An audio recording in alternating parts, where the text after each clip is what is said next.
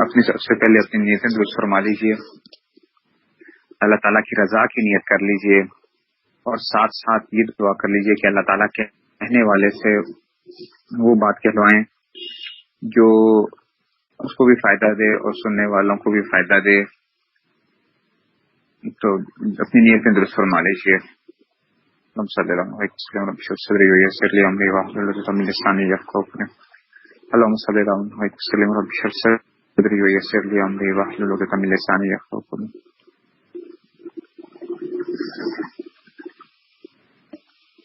اللهم صل على محمد وسلم رب اشرح لي صدري ويسر لي امري واحلل عقدة من لساني نحمده ونصلي ونسلم على رسوله الكريم اما بعد۔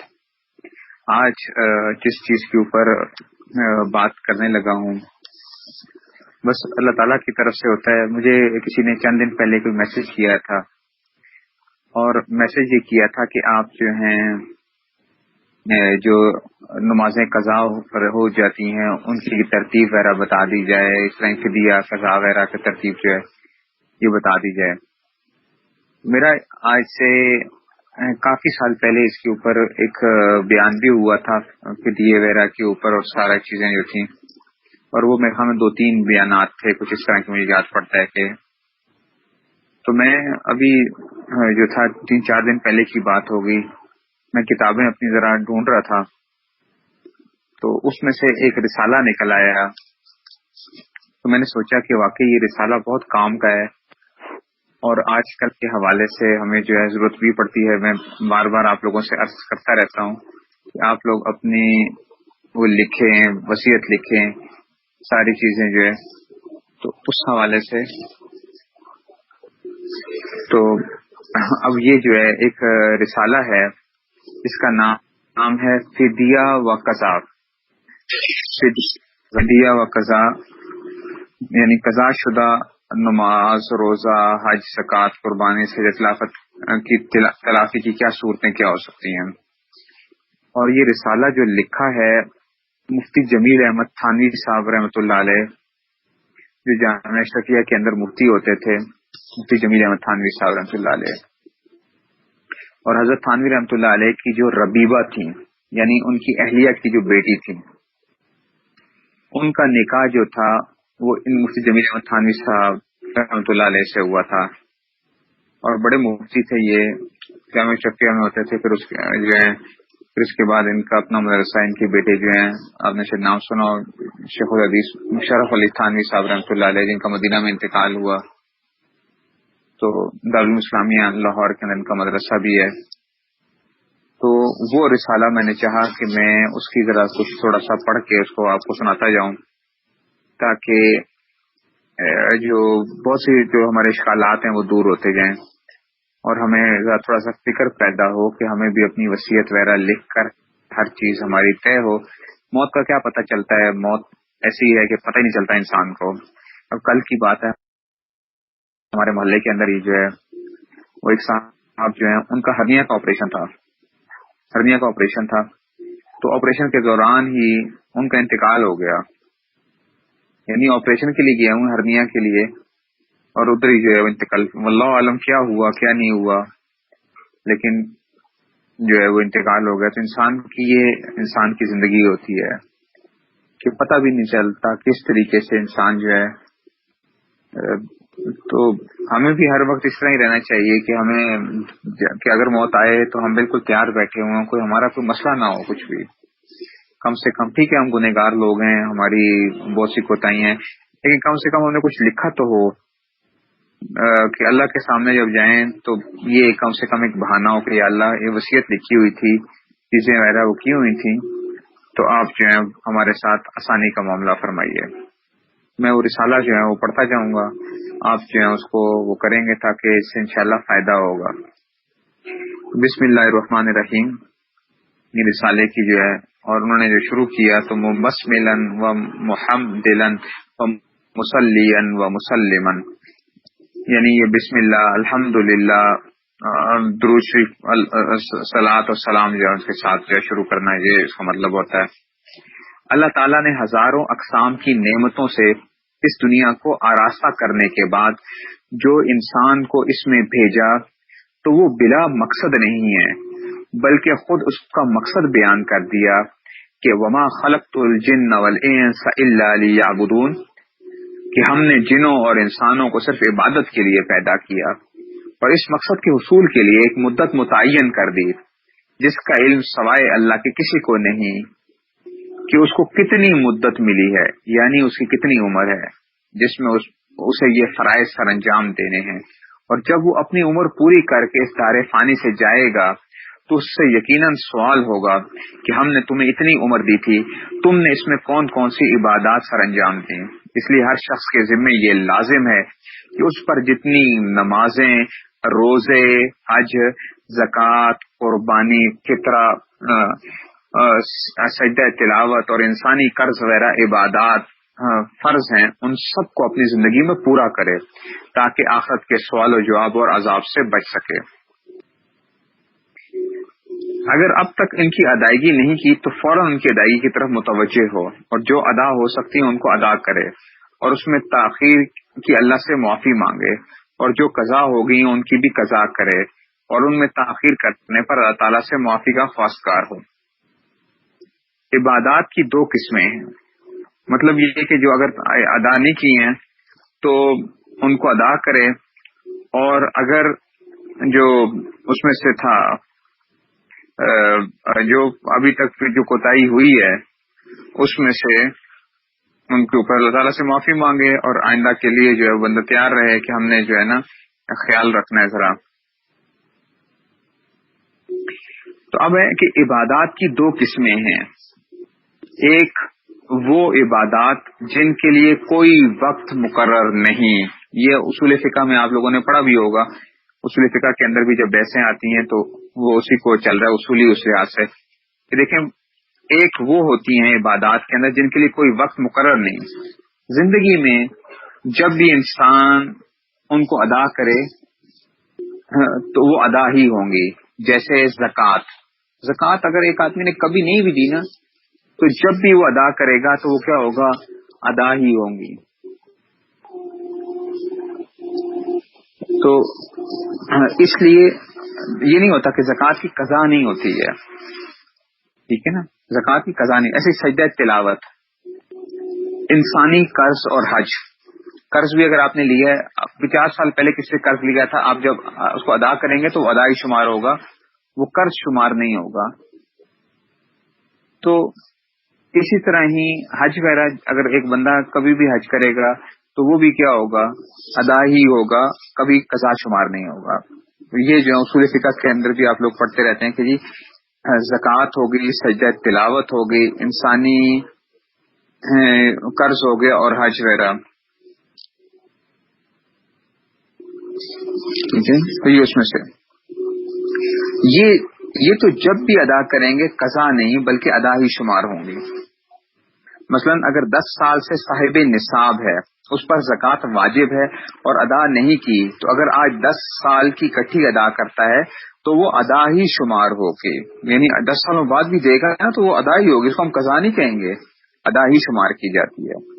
اسی طرح اگر حج فرض ہوئے 10 سال ہو چکے ہیں، یا 50 سجدہ تلاوت واجب ہیں، یا 10 سال سے کسی سے رقم قرض لی ہوئی ہے اب تک نہیں دی اور آج ان کی ادائیگی کرتا ہے، تو یہ قضا نہیں بلکہ ادا ہی شمار ہوں گے۔ تو گویا کہ ایک قسم کی عبادات وہ ہیں جن میں کوئی وقت نہیں ہے، آپ جب بھی دیتے ہیں ان کو ہم ادا ہی کہتے ہیں، ان کو ہم قضا نہیں کہتے ہیں۔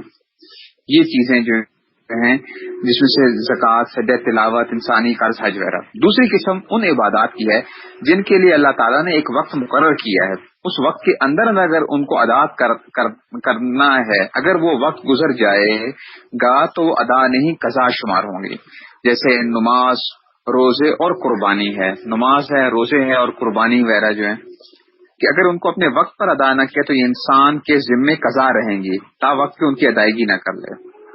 فرض کی قضا فرض اور واجب کی قضا واجب ہوتی ہے۔ اگر گزشتہ کئی سالوں سے قربانی نہیں کی ہے تو دوسرے وقت میں ایک متوسط بکرا فی حصہ سے اس کی ادائیگی ہو سکتی ہے، خود صدقہ کر دیں یا کسی سے کرا دیں۔ مثال کے طور پہ اگر قربانی نہیں کی ہے تو اس میں کیا کرنا پڑے گا کہ اگر آپ اب اس درمیانے بکرے کی جو قیمت ہوگی وہ صدقہ کرنی پڑتی ہے انسان کو. درمیانے بکرے کی قیمت جو ہے یہ نہیں ہوتا کہ وہ معاف ہو گیا. پھر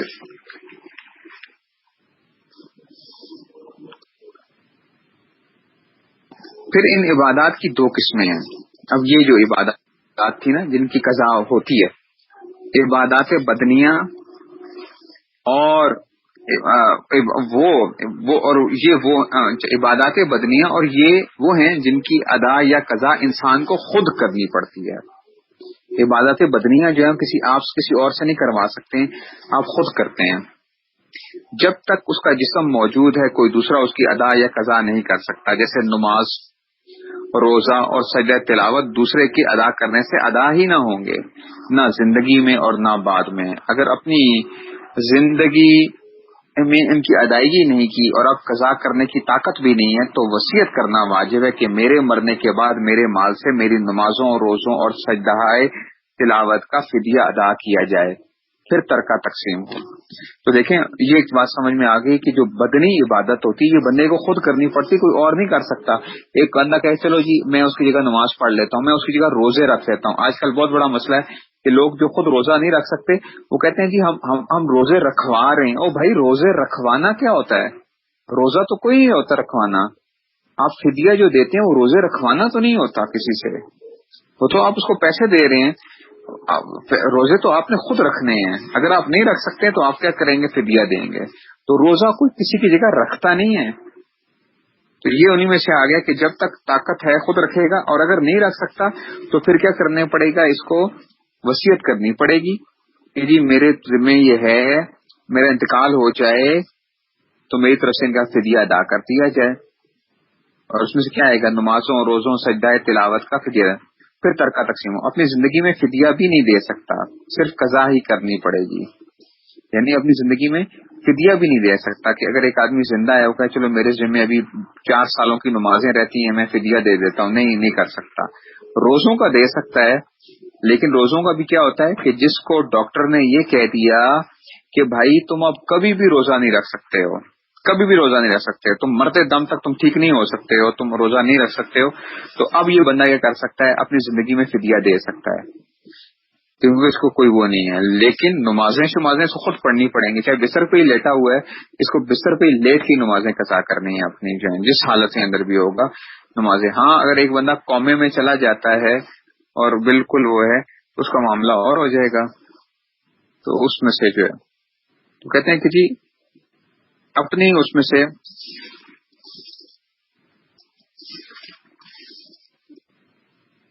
اپنی زندگی میں فدیہ بھی نہیں دے سکتا بلکہ صرف قضا ہی کرنی پڑے گی.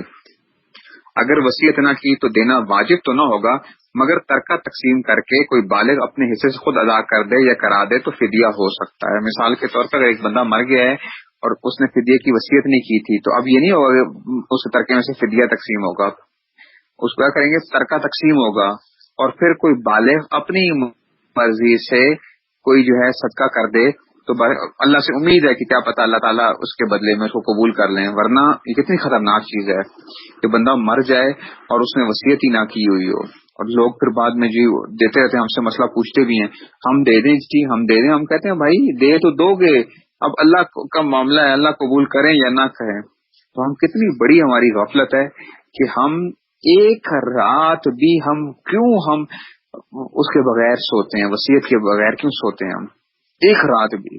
مثال کے طور پہ ایک آدمی کے اوپر میں کہتا ہوں اگر 50 سالوں کی نمازیں بھی ہیں تو بھائی اتنا لکھنے میں کیا حرج کی بات ہے کہ جی میرے ذمہ 50 سالوں کی نمازیں ہیں، اگر میرا انتقال ہو جائے تو میری طرف سے اس کا فدیہ ادا کر دیا جائے. بس اس میں لکھنے کی کیا حرج کی بات؟ کون سی مشکل چیز تھی؟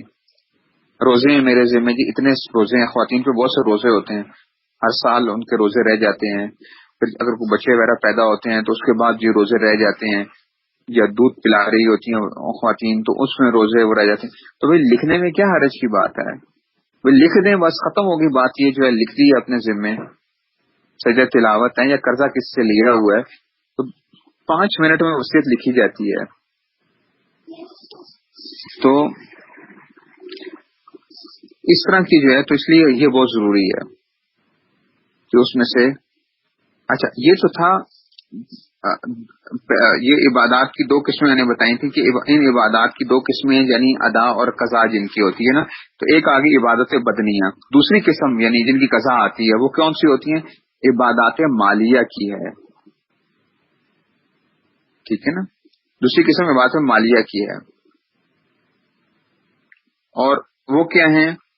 یعنی یہ عبادات کی ہمارے پاس کیا آ رہی ہیں؟ دو قسمیں جو آ رہی تھیں، زکوٰۃ، فطرہ، قربانی زندگی میں بھی فوت ہونے کے بعد بھی دوسرے کے دلوانے سے ادا ہو سکتا ہے، ٹھیک ہے نا. اب یہ سمجھیے گا کہ جو زکوٰۃ ہے، زکوٰۃ اگر نہیں دی ہے تو آپ کیا کر سکتے ہیں؟ آپ خود بھی دے سکتے ہیں، کسی اور سے بھی دلوا سکتے ہیں. ایک آدمی کہتا ہے کہ جی آپ کی کوئی مدد کر دوں، تو آپ کہتے ہیں جی میرے میں زکوٰۃ نہیں دی ہے، آپ زکوٰۃ ادا کر دو.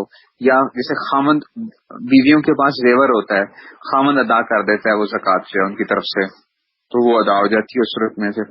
تو زکوٰۃ ہو گیا، فطرہ، قربانی زندگی میں بھی فوت ہونے کے بعد دوسرے کے دلوانے سے ادا ہو سکتا ہے. البتہ حج بدنی اور مالی عبادتوں کا مجموعہ ہے جو ہر انسان پر پوری زندگی میں ایک مرتبہ کرنا، اگر وہ اس کے اخراجات برداشت کرنے کی طاقت رکھتا ہو تو فرض ہے. اگر کوئی شرعی عذر نہ ہو تو دوسرے سے ادا نہیں کرا سکتا. یہ نہیں ہے کہ حج آپ کہیں چلو جی میری طرف سے حج کراؤ، شرعی عذر نہیں ہے کوئی بھی، تو کوئی بندہ کسی اور کی جگہ نہیں کر سکتا. ہاں آپ کسی کو کہتے ہیں جی زکوٰۃ، ایک بندہ کہتا ہے جی ابھی کیا ہیلپ کروں، آپ کہتے ہیں جی میں نے زکوٰۃ نہیں دی، آپ ایسا کرو زکوٰۃ دے دو میری، اسے زکوٰۃ دے دی. فطرانہ نہیں دیا، فطرانہ دے دو. قربانی میں نے نہیں ابھی میں نے جانور نہیں لیا، آپ ایسا کریں اس دفعہ قربانی میری طرف سے کر دیں. وہ کہتا ہے ٹھیک ہے جی میں کر دیتا ہوں. تو یہ جو ہے اس میں سے، ٹھیک ہے نا، تو یہ اس میں سے. تو اب اس میں سے کہتے ہیں کہ یہ ہیں البتہ حج بدنی اور مالی والا مجموعہ جو ہر انسان پر اس کی پوری زندگی میں ایک مرتبہ کرنا، اگر وہ اس کے اخراجات برداشت کرنے کی طاقت رکھتا ہو تو فرض ہے. اگر کوئی شرعی عذر نہ ہو تو اسے ادا نہیں کرا سکتا. جب تک صحت اور طاقت ہو خود ہی ادا کرنا پڑتا ہے. البتہ اگر عذر شرعی ہو تو دوسرے شخص سے حج بدل کرا سکتا ہے، لیکن اس شرط کے ساتھ کہ اگر مرنے سے قبل اللہ نے صحت عطا فرما دی اور عذر نہ رہا تو خود ادا کرنا ہوگا. اور یہ دوسرے کا ادا کردہ حج بدل نفلی ہو جائے گا.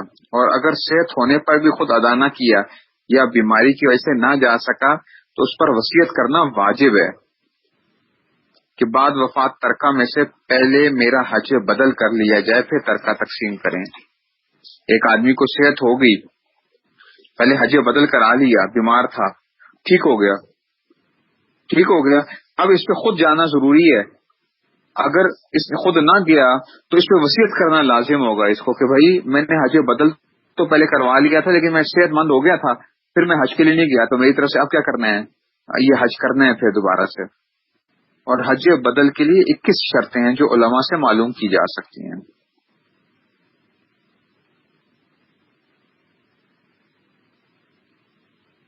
ہو گیا؟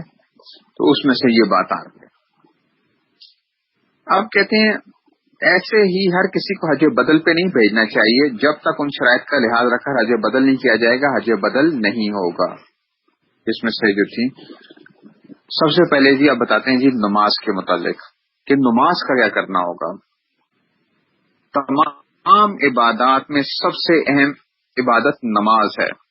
مرنے کے بعد سب سے پہلے اسی کے بارے میں سوال ہوگا، جیسا کہ حضرت شیخ سعدی رحمۃ اللہ علیہ نے فرمایا، روز معاشر کی جاں گداز بود اولین پرسش نماز بود، کہ بھائی سب سے پہلے کیا ہوگا؟ نماز کا سوال ہوگا، جس کو لوگ اہمیت نہیں دیتے ہیں نماز کے لیے. قیامت کے دن یعنی سب سے پہلے کیا ہوگا؟ نماز کا سوال ہوگا. ہاں جی نماز کے بارے میں بتائیے. نماز کی اہمیت کا اندازہ اس بات سے بھی لگایا جا سکتا ہے کہ نماز انسان پر ہر حالت میں فرض ہے، حتیٰ کہ بیماری کی حالت میں بھی ساکت نہیں ہوتی. اور حکم ہے کہ اگر کھڑے ہو کر نہیں پڑھ سکتا تو بیٹھ کر پڑھے. یہ بھی ممکن نہ ہو تو کروٹ پر لیٹ کر قبلے کی طرف منہ کر کے یا پاؤں قبلے کی طرف کر کے اور سر کے نیچے تکیہ لگا کر سر اونچا کر لیا جائے، چاہے گھٹنے کھڑے کرے یا پاؤں پھیلا لے اور نماز پڑھے، اس کی نماز ادا ہی ہوگی. اگر اس کی بھی طاقت نہ ہو تو پھر قضا کے لیے رہنے دے. تو دیکھیں ایک آدمی لیٹا ہوا ہے تو لیٹنے کا طریقہ یہ ہے کہ اس کو کروٹ کر دی جائے، اس کا منہ قبلے کی طرف کر دیا جائے. اگر وہ اس طرح نہیں کر سکتے، سیدھا چت لیٹا ہوا ہے بالکل جو ہے، تو اس میں کیا کرے گا؟ اس کے پاؤں قبلے کی طرف کر دیے جائیں. اور تکیے جو ہے سر کے نیچے کوئی تکیہ وغیرہ رکھ دیا جائے. یعنی اتنی دیکھیں اہمیت ہے نماز کی. اگر وضو نہیں کر سکتے تو کیا کریں گے؟ تیمم کرے گا. اتنا زیادہ ہو جائے. اور اگر نہیں کر سکتا تو ٹھیک ہے، پھر بعد میں کیا ہوگا؟ قضا اس کی ذمہ آئی ہے. اس کے بعد پھر جتنی بھی صحت ہو جائے، کھڑے ہو کر پڑھنے کی ہے تو کھڑے ہو کر، ورنہ بیٹھ کر یا لیٹ کر اپنی وقتی نمازوں کے ساتھ ان قضا شدہ کی بھی ادائیگی کی جائے گی. اگر طاقت آ جانے کے بعد بھی نہ پڑھی تو ان کی قضا رہے گی، بعد میں ان کا فدیہ ہوگا اور اس کی وصیت کرنا واجب ہے. اسی طرح کوئی آدمی بے ہوش ہو گیا اور اس کی 6 نمازوں کا وقت گزرنے سے پہلے ہوش آ گیا تو یہ نمازیں قضا فرض ہیں، بعد میں فدیہ دیا جائے. اگر زیادہ عرصے میں ہوش آیا تو نہ قضا ہے نہ فدیہ. فدیہ ایک دن میں 6 نمازوں کا دیا جاتا ہے، 5 فرض اور 1 وتر. ہاں، اور فی نماز 1.25 کلو گندم یا اسی قیمت، جیسا کہ آگے تفصیل سے آ رہا ہے. اس لیے ہر مسلمان کو اس کا فکر لازم ہے کہ قیامت میں سب سے پہلے نماز کی پوچھ گچھ ہوگی تو ہم حساب و عذاب سے کیسے بچ سکیں گے. تو بات سوچیں، 6 نمازیں ہیں دن کی، یاد رکھیں 6 نمازیں کیسے ہیں؟ 5 فرائض ہیں، اور وطر کی نماز ایک علیحدہ شمار کیا جاتا ہے، اس کے لیے علیحدہ سے فدیے کی وہ ہوتی ہے. تو 6 نمازوں کا وہ کرنا پڑے گا. اب ایک آدمی کے ذمے اگر 10 سال کی نمازیں ہیں تو آپ سوچیں کہاں پہ پہنچ جاتی ہے. 10 سال کی نمازوں کا فدیہ جو ہے وہ کرے گا تو کس طرح حساب بنتا ہے؟ آسان نہیں ہوتا اس میں سے. تو یہ نماز کی ایک تو ایک وہ کر لیے جائے کہ نماز کے اوپر ہم وہ کریں. اب آگے جو ہے روزہ آ گیا کہ روزہ، اس کا مطلب اس کو لکھنا بھی چاہیے انسان کو نماز کے بارے میں بھی. روزہ بھی ایک ایسی عبادت ہے جس کی ادائیگی ہر شخص کے ذمہ خود واجب ہے. کوئی دوسرا کسی کی طرف سے نہیں رکھ سکتا اور نہ ہی روزے کے بدلے فدیہ دیا جا سکتا ہے. البتہ اگر بیماری کے محض بڑھاپے کی وجہ سے اس قدر کمزوری ہے کہ روزہ رکھنے پر جان کا اندیشہ یا سخت مرض لاحق ہونے کا خدشہ ہے، اور تجربہ سے یہ محسوس کر لیا ہے یا کسی متقی معالج نے بتایا ہے کہ روزہ رکھنے سے جان کی ہلاکت ہے، تب ہر روزے کے بدلے ایک غریب کو صبح شام پیٹ بھر کر کھانا کھلانا، اور اگر دینا ہو تو 1.25 کلو گندم فی روزہ یا اس کی قیمت فدیہ ہے، جیسے قرآن کریم میں ہے. مگر یہ روزہ رکھ سکنے والے کے لیے نہیں ہے اور نہ اس سے اس کا روزہ ادا ہوگا. یاد رکھیں، جو بندہ روزہ رکھ سکتا ہے وہ فدیہ نہیں دے گا. یہ بہت بڑا مسئلہ ہے آج کل جو گڑبڑ ہوتی ہے. یہ سمجھ لیں آپ لوگ، بیمار ہو گئے مثال کے طور پہ، جیسے ہوتا ہے کہ کسی کو بیچارے کو بخار ہو گیا، کوئی بیماری آ گئی ہے، وہ 20-25 دن کے لیے یا پورا مہینہ بیمار رہا، تو کیا کرتے ہیں لوگ؟ کیا کرتے ہیں؟ کہتے ہیں یہ فدیہ ادا کر دو اس کی طرف سے. بھائی فدیہ اس آدمی کے لیے ہوتا ہے جو کبھی بھی اب روزہ رکھنے کی طاقت نہیں رکھتا، نہ سردیوں میں رکھ سکتا ہے نہ گرمیوں میں رکھ سکتا ہے، کبھی بھی نہیں رکھ سکتا. بعض لوگ ہوتے ہیں جیسے جن کو شوگر کا مرض ہوتا ہے یا کچھ ایسے مسئلہ ہوتا ہے، وہ گرمیوں میں روزے نہیں رکھ سکتے ہیں، لیکن سردیوں میں کیا کر سکتے ہیں؟ روزے رکھ سکتے ہیں. تو یہ فدیہ ادا نہیں کریں گے. جب سردیاں آئیں گی، روزے چھوٹے ہو جائیں گے، وہ تو کیا کریں گے؟ اپنے روزوں کی قضا کریں گے اس صورت کے اندر. فدیہ اس آدمی کے ذمہ ہوتا ہے. مثال کے طور پہ ایک آدمی 70-80 سال کا ہو گیا، ڈاکٹر کہتا ہے جی روزہ رکھ ہی نہیں سکتا اب یہ. اب پتہ ہے یہ تو اب ظاہری بات ہے 80 سال کا بندہ، اب یہ تو نہیں ہے کہ سردیوں میں جا کے کوئی 50 سال کا ہو جائے گا، وہ تو 80 سال کا ہی رہے گا. نہ وہ بڑا روزہ رکھ سکتا ہے نہ چھوٹا روزہ رکھ سکتا ہے، کسی طرح نہیں رکھ سکتا. تو اس کے اوپر کیا ہوگا؟ وہ ٹھیک ہے وہ فدیہ دے سکتا ہے کہ وہ رمضان جب آ جائے اس کے بعد جو ہے وہ جو ہے نا فدیہ دے سکتا ہے. پھر